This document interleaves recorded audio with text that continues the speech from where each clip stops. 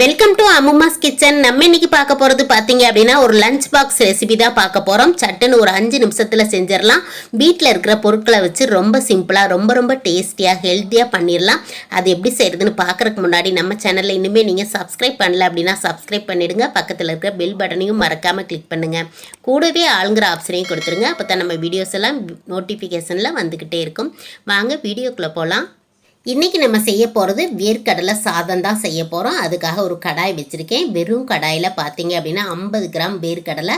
இது ஏற்கனவே வறுத்த வேர்க்கடலை தான். இதை கடாயில் சேர்த்துட்டு நல்லா தோலெல்லாம் ரிமூவ் ஆகி வர அளவுக்கு வறுத்துக்கலாம். இப்போ பார்த்தீங்க அப்படின்னா ஒரு 2-3 நிமிஷத்துக்கு மிதமான தீயில வறுக்கும்போது இந்த மாதிரி தோலெல்லாம் நல்லா ரிமூவ் ஆகி வந்திருக்கு பாருங்கள். இப்போ எடுத்துக்கலாம். இதை ஒரு தட்டில் மாற்றிக்கலாம்.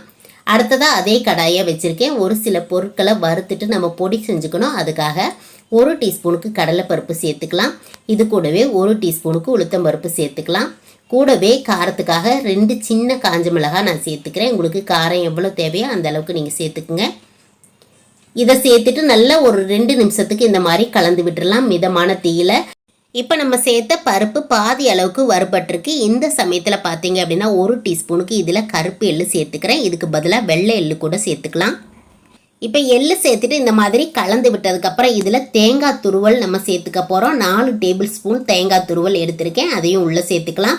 தேங்காய் துருவலை சேர்த்துட்டு கைவிடாமல் நல்லா கலந்து விட்டுடலாம். இந்த தேங்காய் பார்த்தீங்க அப்படின்னா ஈரப்பதம் எதுவுமே இல்லாமல் நல்லா ட்ரையாக ஆகிடணும்.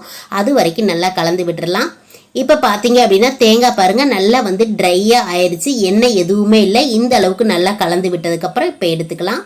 இப்போ நம்ம வறுத்த இந்த பருப்பெல்லாம் நல்லா ஆறிக்கிட்டு இருக்கிறதுக்குள்ளே பார்த்தீங்க அப்படின்னா கடலையை இந்த மாதிரி தோல் நீக்கி எடுத்து வச்சுருக்கேன்.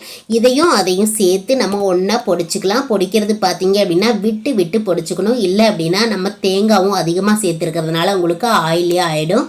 இப்போ வேர்க்கடலை சாதத்தை தாளிச்சுக்கிறதுக்காக கடாய் வச்சுருக்கேன். கடாயில் 2 டேபிள் ஸ்பூனுக்கு கடலெண்ணெய் சேர்த்துக்கிறேன்.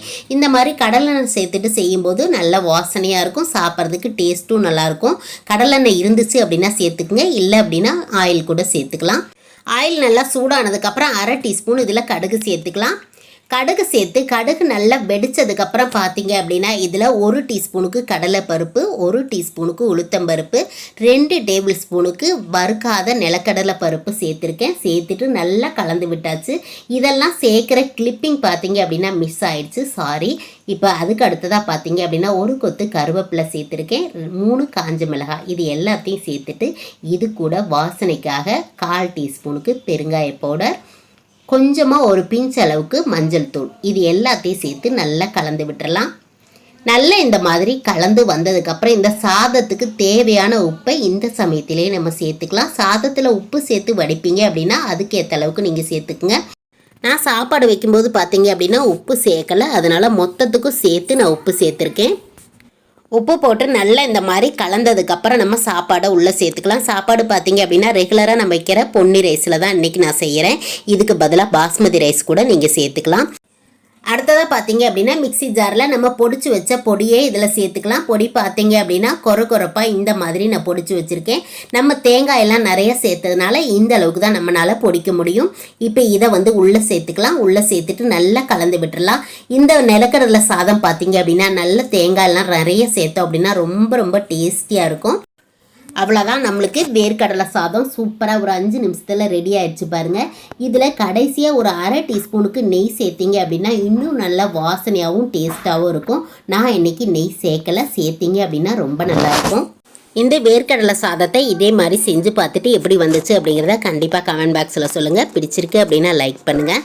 நம்ம சேனல் இனிமேல் நீங்கள் சப்ஸ்கிரைப் பண்ணல அப்படின்னா சப்ஸ்கிரைப் பண்ணிவிட்டு நம்மளோட மற்ற ரெசிபிஸும் பாருங்கள்.